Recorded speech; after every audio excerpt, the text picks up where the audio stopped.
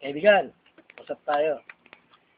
Sa panahon ngayon, panahon ng pag-iisip, pagbabalak, pagsasagawa ng mga gawaing tutulong sa pagpapaunlad ng ating lipunan.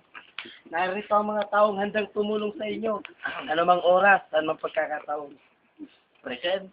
Sino ang mag-aakala ng taong ito ay in love sa isang teacher? Kaibigan, nais ko lang pong tanungin tong taong to.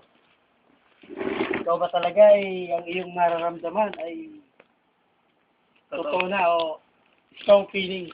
Yung nararamdaman ko talaga, kumbaga sa, mula sa langit hanggang lupa.